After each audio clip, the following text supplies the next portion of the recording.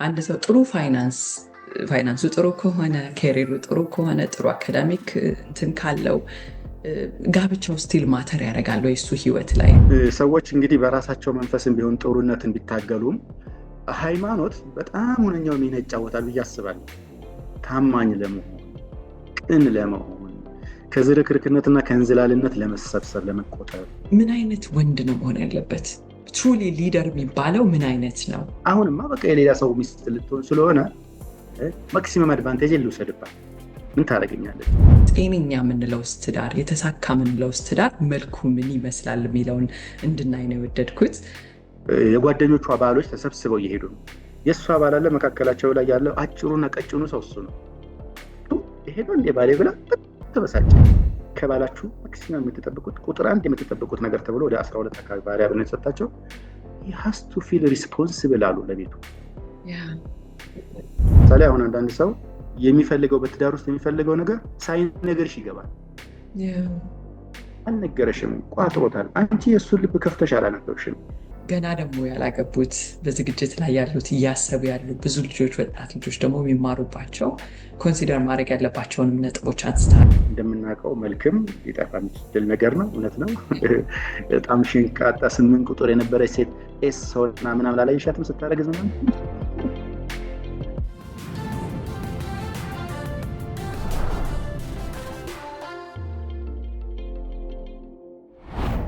ሰላም ጤና ይስጥልኝ ጀሚሾ ቤተሰቦች እንዴት ከርማችኋል?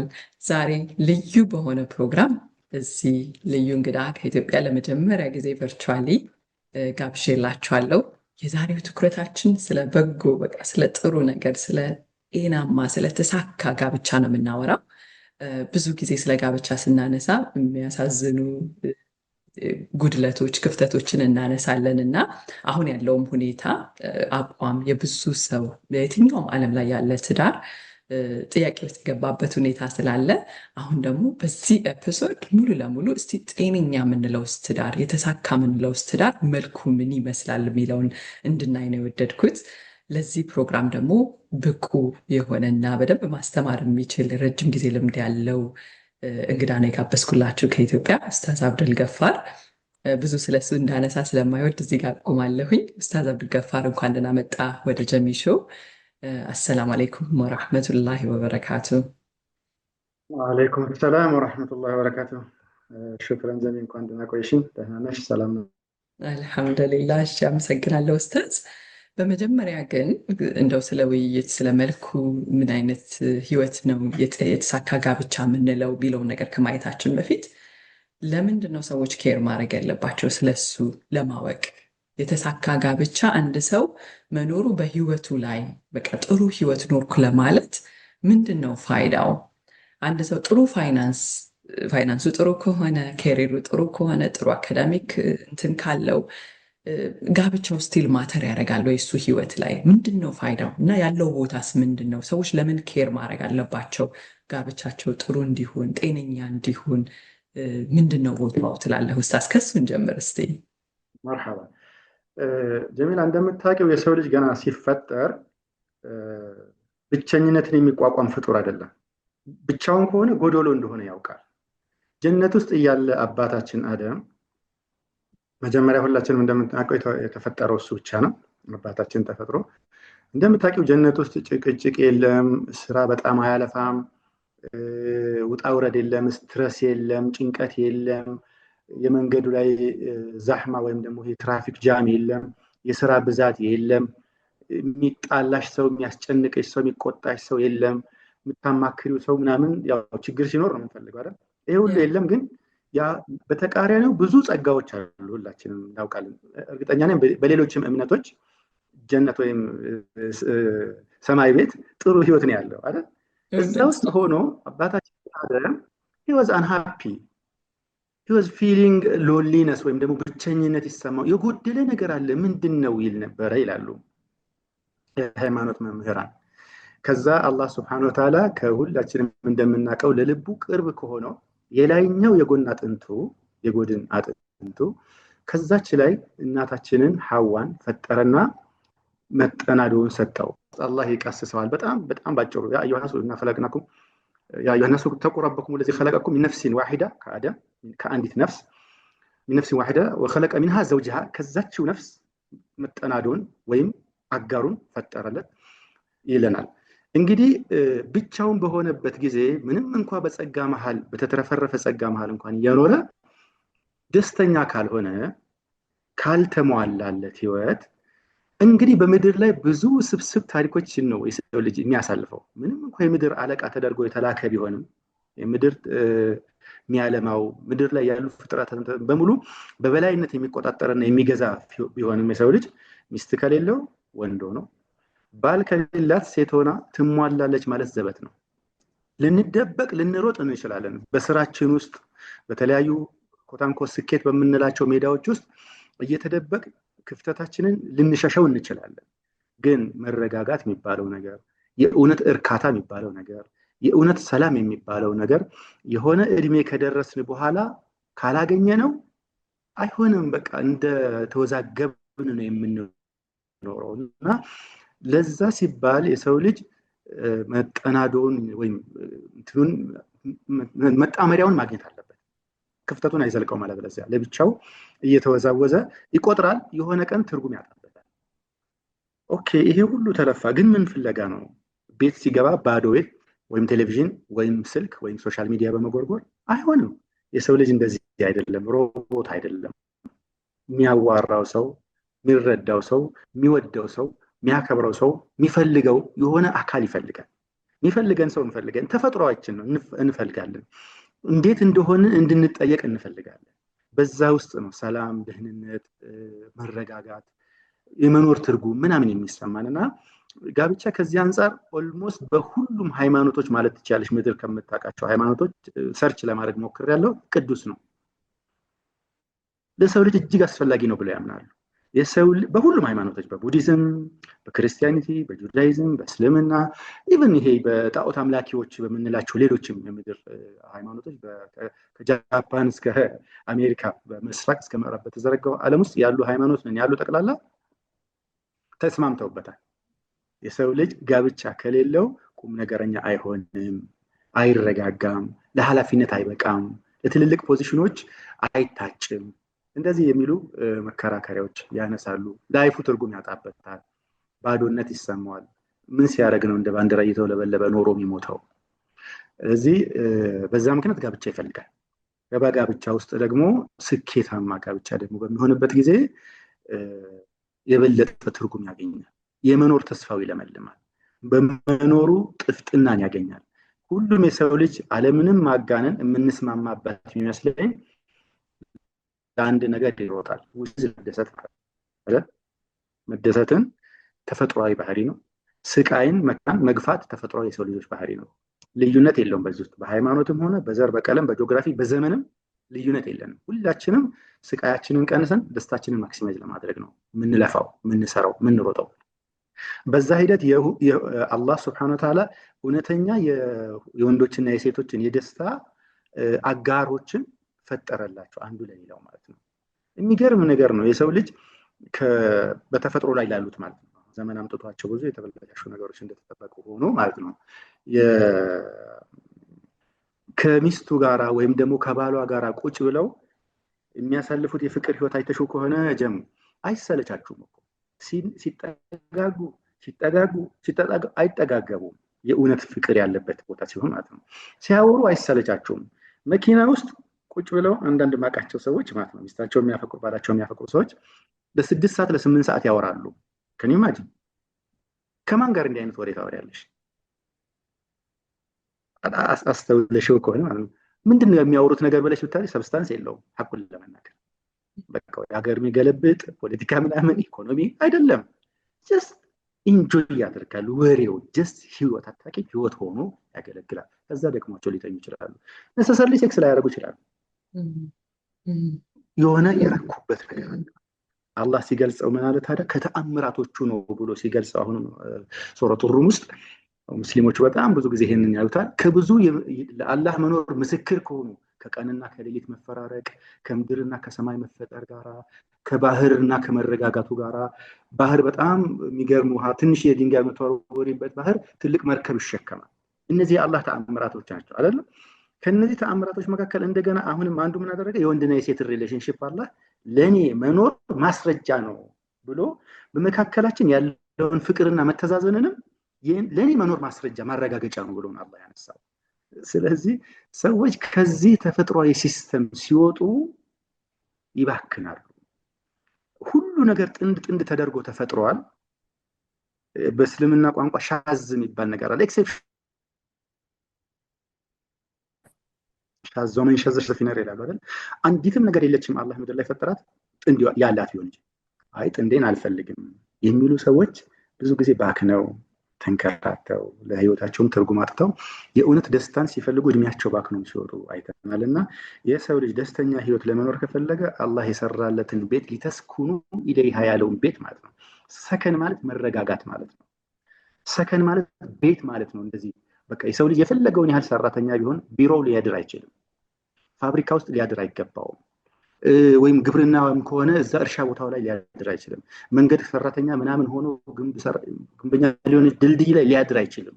የሚገነባው ድልድይ ላይ በቃ ከድካምና ከተዓብ በኋላ ሌሊት ላይ ወይም ደግሞ ሲያመሻሽ መጠጊያ መሸሻ የሚንከባከቡት ሰዎች፣ የሚያዝኑለት ሰዎች፣ ኮንሰርንድ የሚሆኑ ሰዎች ስለሱ ፍለጋ ሲመጣ ርክት ትላለች ነፍሱ። የደከመች ተስፋ የቆረጠች የምትመስለው የተሰላቸች የምትመስለው ነፍሱ ርክት ትላለች። እሷን ፍለጋ ነው ሚስት የምናገባው፣ ባል የምናገባው ወይም ትዳር የምንመሰረተው። እሷ በሌለች ጊዜ ሰላም የለን። አርተፊሻል ነው ቢሆንም እንኳን አስረዘምኩብሽ መስለኛል። አይ በጣም በጣም በጣም በጣም ልዩ በሆነ መልኩ ነው የገለጽከው ኡስታዝ። ኢቨን ትዳር መስርቶ ራሱ በዚህ ልክ የማያየው ሰው ቢኖር ደግሞ እንዲያስተውለው በዚህ ልክ እንዲያየው የሚያደርግ ሀሳብን ያነሳው በጣም ነው የማመሰግነው። እንግዲህ በጣም ብዙ ትዳሮችን ባለትዳሮችን ካውንስል አድርገሃል።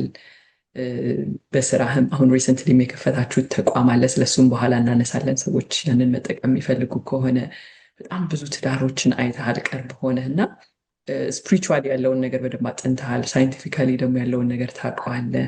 ከዛ ተነስተህ እንደው እንደዚህ ጠንካራ፣ የተረጋጋ፣ ሰላማዊ፣ ጤነኛ የምንላቸው ትዳሮች ምን አይነት ፋውንዴሽን ነው ያላቸው? እስቲ ስለሱ እናንሳ። ያው እንደምታውቂው ጀም ሳይኮሎጂን ያጠናው ቢሆንም እኔ የእስላማዊ ርዕዮተ ዓለም በጣም ዶሚኔት አድርጎኛል። ያው እሱንም ረጅም ዘመን አላህ ተውፊቅ ሆኖም ያላህ ገጥሞኝ ከልጅነቴ ጀምሮ እስልምናን ተምሬያለሁ። ከቁርአን ጋራ ከሐዲስ ጋራ ከእስልምና የእስልምና ሊቃውንት ስለ ትዳር ምናምን ስኬታማ ትዳር ያሉ ውጣ ወረዶች ምናምን እንዴት ማኔጅ ይደረግ ያሉ ለማንበብ ሞክሬያለሁ እና ሰበብ ሳደርግልሽ የተወሰኑ ፖይንቶች ላይ ፋውንዴሽኑ አለ ብዬ አስባለሁ። አንደኛውና መሰረታዊ ፋውንዴሽን ይመስለኝ እኔ ሰው መሆን ነው። አዎ ጥሩ ሰው መሆን በጣም ትልቅ ኳሊቲ ነው ብዬ አምናለሁ። ጥሩ ባል ከመሆን በፊት፣ ጥሩ ሚስት ከመሆን በፊት፣ ጥሩ አባት ወይም ጥሩ ኢንጂነር፣ ጥሩ መሐንዲስ፣ ዶክተር ወይም ጥሩ የሀገር መሪ ፖለቲከኛ ከመሆን በፊት ጥሩ ሰው የሚባሉ ሰዎች አሉ። ጥሩ ሰዎች መገለጫው አንዷና ብቸኛዋ ለኔ በጣም ሌላው ነገር ሁሉ በኋላ ሊመጣ ይችላል። ይሄ ቅን ልብ አታውቂም? ለሰው የሚያዝን፣ ሰውን የሚያከብር፣ ለሰው ግምት የሚሰጥ፣ ከፍጥረተ ዓለሙ ጋር በሰላም ለመኖር የተስማማ፣ ከፈጣሪው ጋር በሰላም ለመኖር የተስማማ፣ የፈለገ የፈቀደ ተቃራኒ የሚባሉት ባህሪዎች የሌሉ ሲሆን ላይክ ጭካኔ፣ እብሪት፣ ማናለብኝነት የመሳሰሉት ይሄ የአውሬ ከእንስሳው ዓለም ጋር ያሉ ባህሪያት ያልተጠናወጡት በሚሆንበት ጊዜ ጥሩ ሰው ይሆናል ብዬ እገምታለሁ። የመጀመሪያው ነገር እሱ ነው ብዬ አስባለሁ። የየትኛውም እምነት ተከታይ ሊሆን ይችላል። የየትኛውም አይነት የፖለቲካ አስተሳሰብ ሊኖረው ይችላል። በየትኛውም የኢኮኖሚ ወይም የፖለቲካ የወይ ስልጣን የማህበራዊ ኑሮ ስታተስ ከፍታ ላይ ሊሆን ይችላል። ይሄ ሰው ግን ጥሩ ሰው እስኪ ይሁን ፎር ሹር የመጀመሪያውን ፋውንዴሽን አግኝተናል። እንኳን ለሚስቱ አይደለም ለማንም የሰው ልጆች ጥሩ ለመሆን በውስጡ ዝግጅት ያለው ሰው የትዳር ህይወቱ ላይ ጥሩ ህይወት ለመምራት ተዘጋጅቶ አይቻለሁ። እኔ ሙስሊሞችንም ክርስቲያኖችንም አግኝቻለሁኝ በዚህ በሙያዊ ምክንያት ማለት ነው። ሰው በመሆናቸው ብቻ የእምነት ጉዳያችን እንደተጠበቀው ነው ለየግላችን ማለት ነው። ቤታቸው ላይ ደስተኞች ናቸው። they respect ፓርትነሮቻቸውን በጣም ያከብራሉ። የፓርትነሮቻቸውን ቫልዩ ያከብራሉ። የፓርትነሮቻቸውን ማንነት፣ ምንነት፣ ባክግራውንድ በሙሉ ያከብራሉ። ስለዚህ ፓርትነሮቻቸውን ደግሞ ተጣማሪዎቻቸው ምቾት ተሰምቷቸው ነው ከነሱ ጋር እየኖሩ ያሉት። ምቾት ተሰምቷቸው ማለት ነው። ያው እንግዲህ አሁን ዘመን ያመጣቸው ቫልዩዎች እንደተጠበቁ ሆነው ማለት ነው። ሊበራሊዝሙ፣ ኢንዲቪጁዋሊዝም በጣም ፕሮሞት እየተደረገ በመጣበት ጊዜ ሰዎች ራስ ወዳድ የመሆን ለራስ በጣም ትልቅ ግምትና ትኩረት የመስጠት ሜንታሊቲ በጣም ዴቨሎፕ አድርጓል። ይሄ እንደተጠበቀ ሆነ እያመጣቸው ያሉ ጉዳቶች እንደተጠበቁ ነው። ሁለተኛው ሰዎች እንግዲህ በራሳቸው መንፈስም ቢሆን ጥሩነትን ቢታገሉም ሃይማኖት በጣም ሁነኛው ሚና ይጫወታል ብዬ አስባለሁ። ታማኝ ለመሆን፣ ቅን ለመሆን፣ ከዝርክርክነትና ከእንዝላልነት ለመሰብሰብ፣ ለመቆጠብ which is በእስልምና ቋንቋ ተቅዋ የምንለው ነገር ማለት ነው። አላህን መፍራት። ጉልበት ሊኖርሽ ይችላል፣ ገንዘብ ሊኖርሽ ይችላል፣ ተጣማሪሽ በተቃራኒው ብዙ ዘመድ ላይኖረው ይችላል፣ ገንዘብ ላይኖረው ይችላል፣ ዕውቀት ላይኖረው ይችላል፣ አጋፋሪዎች ላይኖሩት ይችላሉ። የት ይደርሳል፣ ምን ያመጣል ምናምን ቢባል አው ምንም አያመጣም እውነት ነው የሚባል ታይፕ ሰው ሊሆን ይችላል። ማን ይከላከልሻል ታዲያ? እነዚህ አይነት ስሜቶች ቢመጡብሽ ድንገት አላህ የሚባለው አካል አለ። የዚህ ዩኒቨርስ ባለቤት እኮ ነው፣ የሁላችንም ባለቤት ነው። ሁላችንም ያቀናል፣ ይቆጣጠረናል፣ ደግሞ በሰራናት ስራ ይጠይቀናል፣ ይቀጣናል ወይ ይሸልመናል የምትለው መንፈስ ላይ የቆሙ ሲሆኑ ሰዎች አይበዳደሉም፣ አይገፋፉም። ኢቭን ባይዋደዱ አይበዳደሉም። ባይስማሙ አንዱ ለሌላኛው ላይ ክፋት አያስብም። እሱና ፋውንዴሽኑ አንደኛው እሱ ነው ብዬ አስባለሁ። የዲን መሰረት፣ የሃይማኖት መሰረት፣ የስነ ምግባር ምንጩ ሃይማኖት ነው ብዬ አምናለሁ። ይሄ ሞራል ኢሊቬሽን ምንጩ ሰው ሰራሽ ምናምን ፍልስፍናዎች ምናምን ሲሆኑ ደግሞ እንደምታውቂው እንትን ይደረጋሉ፣ እንተላለፋቸዋለን። በቃ ለጥቅማችን ከጥቅማችን ጋር ከተጋጨ እኛውን እናያስቀመጥነው ጃምፕ እናደርገውና ወደ ጥቅማችን እንዞራለን። ግን አላህ ያስቀመጠው ሲሆንስ ፈጣሪያችን አስቀምጦታል። ከፈጣሪያችን ጋር ሂሳብ እንሰራበታለን። ከፈጣሪያችን ጋር ያጋጨናል፣ ያጣላናል፣ ያስተዛዝበናል ብለን ካሰብንስ ኢቭን አጌንስት አወር ጥቅም ላይ ቢመጣም ነገር ቢሆን በሐቅና በፍትህ ላይ እንቆማለን። which is ስነ ምግባር የምንለው ነገር ይሄ ነው። ሃይማኖቶች የስነ ምግባር ኢሊቬሽንን በጣም ፕሮሞት ያደርጋሉ። የእውነት ሃይማኖተኛ ሰው በሚሆንበት ጊዜ ሰው ቀደም እንዳነሳ ነው ሚኒመም በደልን ያቆማል፣ ግፍን ያቆማል። አብሮን የሚኖሩ ሰዎች አንዳንድ ጊዜ ስገምት ትንሽ ነገር ሊበቃቸው ይችላል አብሮን። ስለዚህ ፋውንዴሽኑ እኔ መጀመሪያው ጥሩ ሰው መሆን ብዬ አስባለሁ። ከዛ ደግሞ አላህን መፍራት ወይም ተቅዋ የሚባለው ነገር የሞራል ኢሊቬሽን መነሻ ስለሆነ የሃይማኖት ኮንሰፕቶች ላይ መቆም። እነዚህ የሃይማኖት ኮንሰፕቶች ደግሞ የሚወልዱት መልካምነት አለ፣ መልካም ስነ ምግባር የሚባለው ነገር አለ። መልካም ስነ ምግባር አለ። አሁን በመልካም ተኗኗሩ ይለናል አላህ Subhanahu Wa Ta'ala ወአሽሩሁነ ቢልማዕሩፍ፣ ሴቶቹን ወአሽሩሁነ ቢልማዕሩፍ በመልካም ተኗኗሯቸው ይላል። ሌላ ቦታ ላይ ፈኢምሳኩም ቢልማዕሩፍ አው ተስሪሁም ቢኢሕሳን ይለናል። ሁለቱም ቦታ ላይ በሱፐርላቲቭ ዲግሪ የመጡ ኢሕሳን ማለት the best approach ማለት ነው፣ ቤስት ሜቶዶሎጂ ማለት ነው። ወይ በመልካም ተኗኗሩ፣ በቃ ፍላጎቱን ተከባብሮ ፍቅር ተለዋውጦ ተቻችሎ ኃላፊነትን እየተወጣን ሁላችንም ያለብንን ግዴታዎችና ኃላፊነታችንን እየተወጣጣችሁ ኖሩ ከተስማማችሁ። ካልተስማማችሁ ደግሞ ተስሪሁም ቢኢሕሳን ኢሕሳን አድርጋችሁ ተለያዩ። ይሲ በቃ ግድ ሁሉ ጊዜ ዘላለማችንን ልንሰፋ አንችልም፣ ተፈጥሯችን ነውና ማለት ነው። አንዳንድ ጉዳዮች ካላስማሙ ልንለያይ እንችላለን። ስንለያይ ራሱ የሞራል ስታንዳርዳችን መበዳደልን፣ መገፋፋትን አሁንማ በቃ የሌላ ሰው ሚስት ልትሆን ስለሆነ ማክሲመም አድቫንቴጅ ልውሰድባት፣ ምን ታደርገኛለች፣ ድሮ አብሬያት ስለምኖር ነበር፣ ጥቅሜ ስለምፈልጋት ነበር ብለን ጂምናስቲክ እንዳንሰራ አላህ ገደብ ያኖርብናል። ተመልከቺ ባሽ ይህን ሳናደርግ ብንቀር ደግሞ ቅጣት እንደሚጠብቀን ይነግረናል። ቅጣት እንደሚጠብቀን ያስጠነቅቀናል። ሱረቱል በቀራ ሙሉ የዚህን አይነት ታሪክ ነው የሚያነሳውና እኔ ለሰክሰስፉል ትዳር መነሻ ብዬ ባስባቸው ነገሮች እነዚህ ሶስቱ ፋውንዴሽኖች ናቸው። ከዛ ቴክኒካሊ ብዙ ነገሮች አሉ። ቴክኒካል ነገሮች ከፈቀድሽ እንገባለን። ከምርጫ ይጀምራል። በቃ ምርጫ ውስጥ እኔ እኩይነት አለ ብዬ አምናለሁ። አንድ ሰው እኩይነት በተለያዩ ቫሪያብሎች ማለት ነው፣ በተለያዩ ቫሪያብሎች አሉ። በገንዘብ ብቻ አይደለም፣ በእድሜ ብቻ አይደለም፣ በተለያዩ በንቃተ ህሊና እኩይነት አለ፣ በሶሻል ስታተስ እኩይነት አለ፣ ልንክደው አንችልም። በመልክ በተክለ ቁመና በጣም የምታምር ልጅ ወይም በጣም ቆንጆ ነኝ ብላ የመጨረሻ ለራሷ ክብር የመጨረሻ እንትን ቫልዩ ያላትን ሴት ኮት አንኮት አድርጊልኝና የማያምር ሰው በሷ አይ ውበት ሰብጀክቲቭ ነው አይደለም፣ የተመልካች ኢሹ ነው። አንስተሽ ብትድራት እንትን ቀውስ ይፈጥራል። በሰሃቦች ዘመን የታየ ነገር ነው። አንዲት ሴት ቀን እንትኗ ላይ ፈርስት እንደ ቴራስ ነገር ማለት ነው ታየዋለች። ከጓደኞቿ መካከል የጓደኞቿ ባሎች ተሰብስበው እየሄዱ ነው። የእሷ ባል አለ መካከላቸው ላይ ያለው አጭሩና ቀጭኑ ሰው እሱ ነው። ይሄዱ እንደ ባሌ ብላ ተበሳጨች። ያዙ ልቀቁኛለች። ከዛ በኋላ ተግረጨረጨች። አጠገቢያት ድረስ አለችው። ከዛ ረሱል ሰለላሁ ዐለይሂ ወሰለም ሽምግልና ገቡ። እያዘዝከኝ ነው ያ ረሱላህ ወይንስ እያሸማገልክ ነው አለቻቸው። አይ እኔ ለማስታረቅ እያሸማገልኩኝ ነው፣ እያዘዝኩሽ አይደለም፣ ከዚህ ሰው ጋር ተስማሚ ሲሏት ማለት ነው። ትእዛዛቸው ለብቻ ነው አይደል? የእሳቸው ትእዛዝ የአላህ ነው። የእሳቸውን ትእዛዝ መጣስ አይቻልም። ሙቺን ቢሏት ትሞታለች እንኳን ኑሪ ማለት። አማ ሽምግልና ከሆነ ምርጫሽ ነው አይደለም? እያሸማገልክ ከሆነ አልፈልገውም፣ አልወደውም፣ ከልቤ ውጥት ብሏል አለቻቸው። ራይት። ስለዚህ አፋቷቸው ባጭሩ። እኩይነት አለ። አየሽው?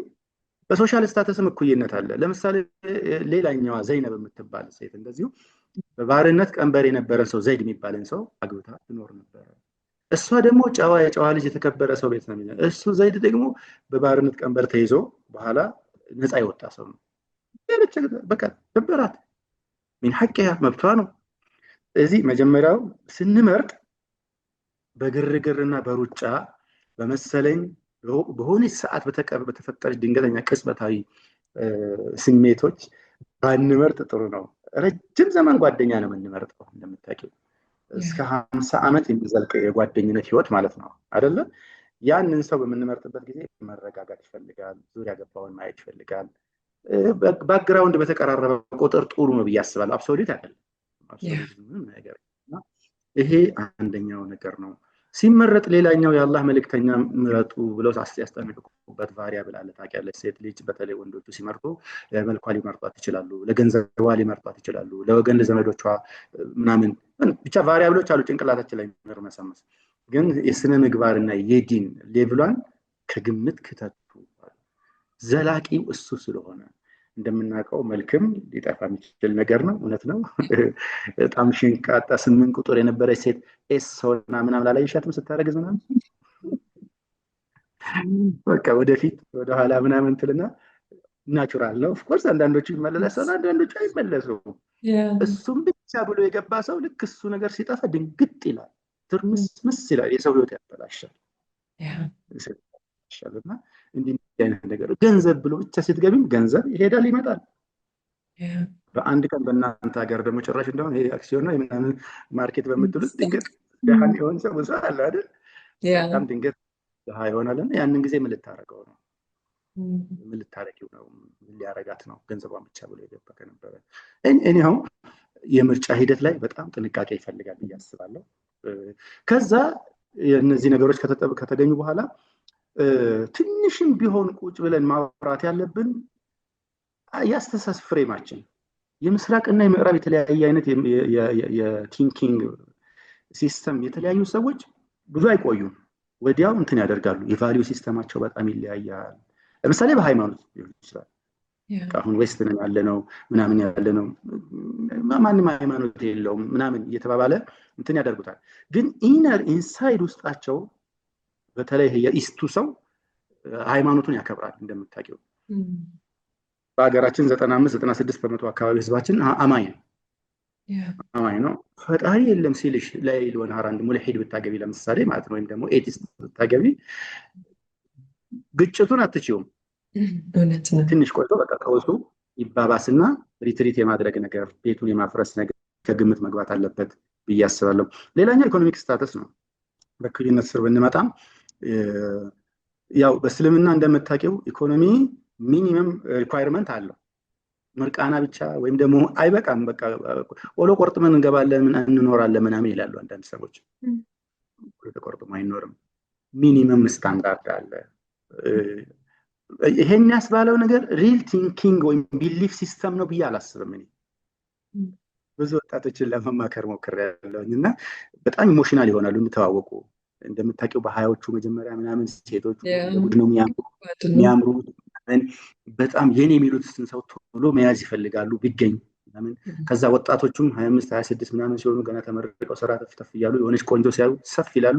ሁሉ ቫሪያብል ይረሳና ኦኬ ሌትስ ካም ቱጌዘር የሚለው ነገር ብቻ ዶሚኔት ያደርጋል። ከዛ ቬሪ ኒርሱን ማየት ይጀምራሉ። ወይ ስራ ማይወድ ሰው ይሆናል፣ ወይ ገንዘብ የሌለው ሰው ይሆናል። ኬት ያስቀምጣል፣ ቤት እናትሽ ቤት ተመለሽ፣ ስብርብር ምናምን ይመጣልና ኢኮኖሚ ከግምት መግባት ያለበት የዘመናችን ሲህር ሆኗልና ዲናይል እናደርገው አንችልም። እነዚህም እንትን ያደርጋሉ። ከዛ ቁጭ ብሎ የላይፍ ፍልስፍናን ማውራት ይፈልጋል። ለምሳሌ አሁን አንዳንድ ሰው የሚፈልገው በትዳር ውስጥ የሚፈልገው ነገር ሳይነገርሽ ይገባል። አልነገረሽም፣ ቋጥሮታል። አንቺ የእሱን ልብ ከፍተሽ አላነበብሽም። ለምሳሌ 10 ልጅ እንድትወልጅ ሊፈልግ ይችላል። 10 ልጅ ነው ልትወልጅ የሚፈልገው። ስለዚህ በየአመቱ በየ2 አመቱ ሀፍቱ ጊበርስ አለሽ። እቺ ደግሞ እንደዛ ላትሆኚ ትችላለሽ። እዛ አይነት ጭራሽ ኢንተረስት ላይኖር ይችላል። ኤግዛክት ኦፖዚት የሆኑ ሰዎች ተጋብተው አጋጥሞኛል። በቃ እሱ መውለድ ብዙ ልጅ እንድትወልድ ይፈልጋል። እሷ ማክሲመም 2 ልጅ ነው መውለድ ፕላን ነው ማክሲመም። እንዴት ይስማሙ? የፈለገ ጥሩ ነገር ቢኖራቸውም በብዙ ነገሮች ላይ ተግባቡም ቢሆንም የመመስረት ኢኔት የሆነ ኦብጀክቲቭ ላይ ዲፈረንስ አለ። እናት መሆን በጣም ሰፍ ብላ አንዲት እህት አገባች። ለምሳሌ ብቸኛ ስለሆነች ለቤተሰቦቿ ብቸኛ ስለሆነች በቃ ብዙ ልጅ ወልዳ እራሷን ማባዛት ፈለገች። እህት የላትም፣ ወንድም የላትም። በተለያየ ጊዜ የመጡባት ባይተዋርነት ስሜቶችን መካስ የፈለገችው ብዙ ልጅ ወልዳ ነው። ባል መከላከያ ይወስዳል። ራሱ ወንዶች የሚወስዱ መከላከያ አታውቂም? ይወስዳል። ይህንን ኖቲፋይ ያደረገች ቀን እንዴት ነው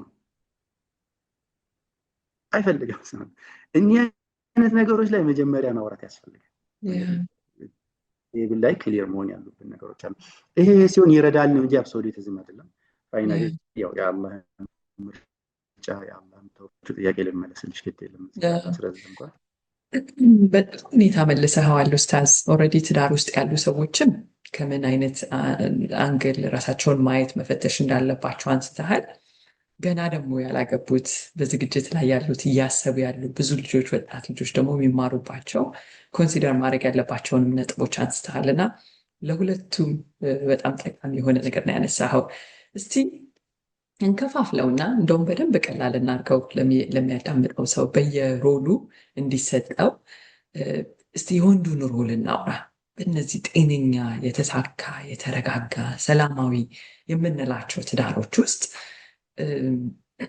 ወንዱ ፕሮቫይደር ሊደር ይባላል እና እዛ ጋር አሁን በዘመኑ ደግሞ የመጣው ነገር አለ። እሷ የምትወስዳቸው ሮሎች አሉ ምናምን እና ከዛ አንጻር ምን አይነት ወንድ ነው መሆን ያለበት? ትሩሊ ሊደር የሚባለው ምን አይነት ነው?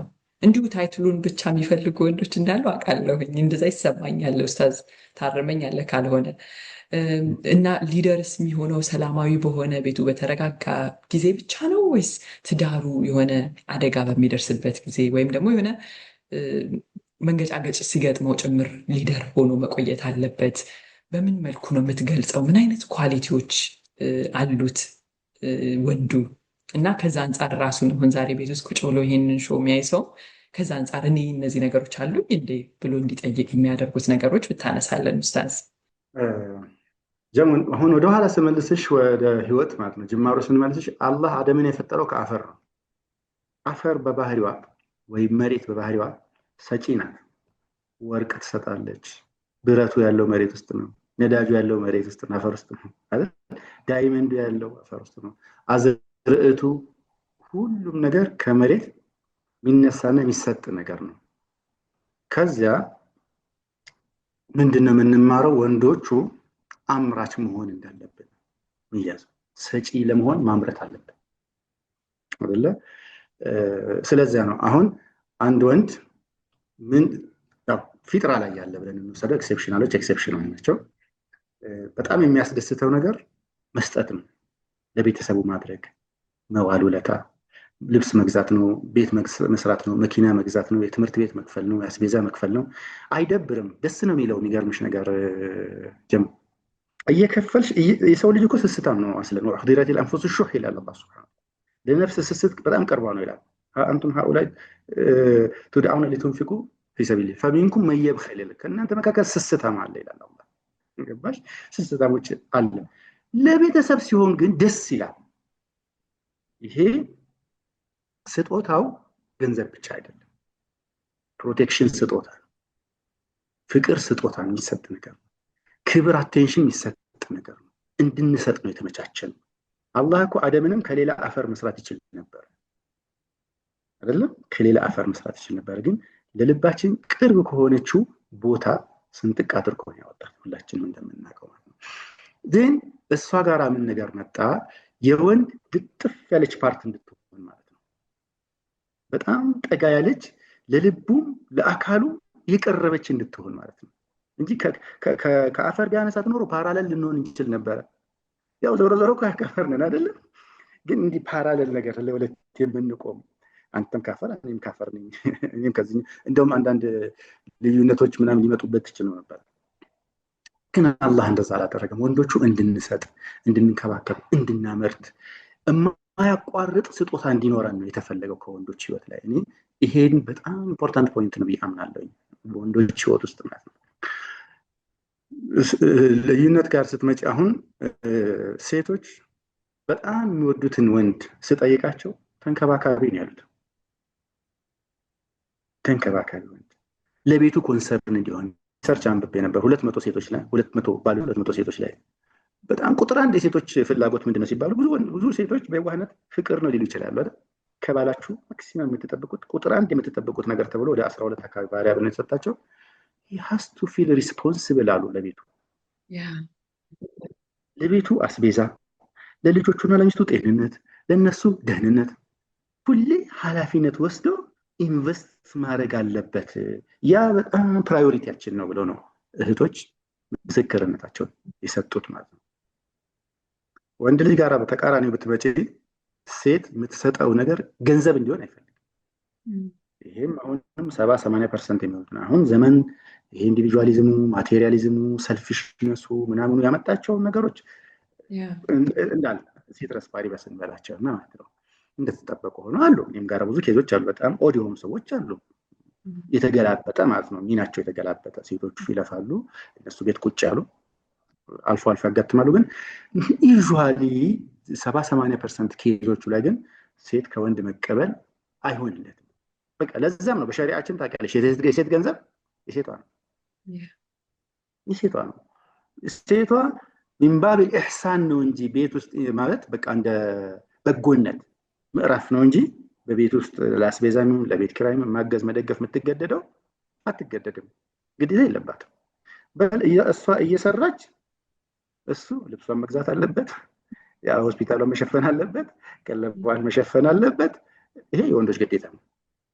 الرجال قوامون على النساء الحلافيነት ነው ቀዋማ አይሹም على النساء ሴቶቻቸው በምን لما فضل الله بعضهم على بعض وبما انفقوا من اموالهم ገንዘቦቻቸውን ኢንቨስት ስለሚያደርጉ ነው እኮ this responsible guy ነው የቤቱ የሚማሉት ወንዶቹ።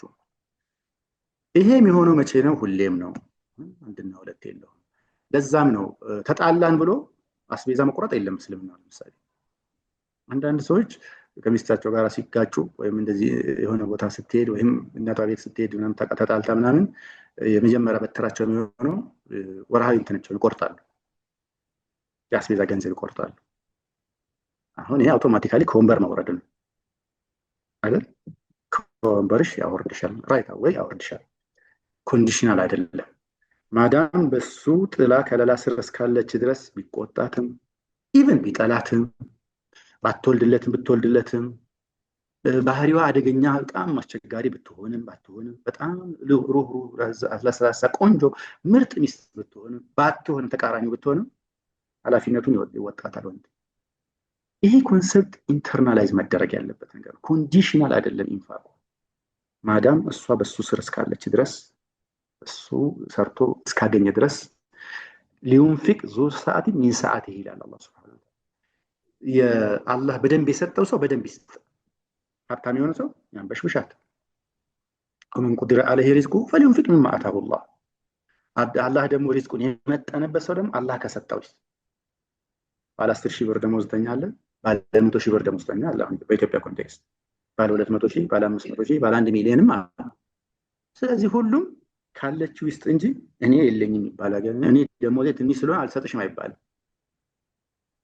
አይቻልም፣ አይችልም፣ መብት የለውም። ለምን የመቶ ብር ደመወዝተኛ አይሆንም? የለም መቶ ብር ደመወዝተኛ አውቃለሁ። ወንድነት ወይም ደግሞ የወንዶች ሚና እስከ መጨረሻው ሰዓት ድረስ በመሪነት የተፈለገው መሪነቱ የስልጣን ጉዳይ አይደለም። ጉዳዩ የኃላፊነት ጉዳይ ነው። ኃላፊነት ነው፣ በአብዛኛው ኃላፊነት ነው። ምንድን ነው ኃላፊነቱ? ማብላት ማጠጣቱ ምናምን እንደተጠበቀው ነው። ኢቨን መምህሯ ነው አካውንተብል ነው። አንዲት ሴት ለምሳሌ መሀይም ሆና ቤቱ መጣች፣ ማስተማር ግዴታ አለበት። የሚያስተምራት ማናቸው ነው ትምህርቶች ማለት ከዲን ትምህርት ይጀምራል። ኦፍኮርስ ሰው ጌታውን ሳያውቅ ዲኑን ሳያውቅ ሌላ ነገር ቢያውቅ ትርጉም ስለሌለው ማለት ነው። ሲያስተምር ከተሳሳተች ሊያርማት ግዴታ አለበት። ሊያርም ግዴታ የተሳሳተ ስነ ምግባር ምናምን ባለቤት ከሆነች ማረም እንደ ሙረቢ ማለት ነው። ይባል ግዴታ እንደ ሙረቢ የተሳሳተ አካሄድ እየሄደች ነው፣ አክላቋ እየተበላሸ ነው ወይ ግዴታ አለበት። ኖት ፌቨር ምናምን አይደለም ያደርግላት፣ ግዴታ አለበት። ኩልኩም ራዒን ወኩልኩም መስኡል አን ረዕየት ያሉ ረሱል ሰለላሁ ዐለይሂ ወሰለም። እያንዳንዱ ሰው መሪ ነው። እንዲመራ በዴሊጌት በተደረገበት አጀንዳ ላይ ተጠያቂ ነው፣ ይጠየቃል። የውመል ቂያማ ባል ይመጣና ሚስቱን ሰላት አትሰግድ ከሆነ ይጠየቃል። ለምንድን ነው ሰላት ያላሰገድካት? ነፃነቷ ነው ምን አደርጋታለሁ ምናምን የለም። እንደዛ ይባል ነገር መክሮ ዘክሮ አስታውሶ አስተምሮ አባብሎ አሳምኖ ሲያስጉ ትራኩስ መግባት አለበት። ያልተገቡ ምሳሌ ነው። ያልተገቡ ስነ ምግባሮች ባለቤት ከሆነች ያንን ወዶና ፈቅዶ ዝም ማለት የለበትም።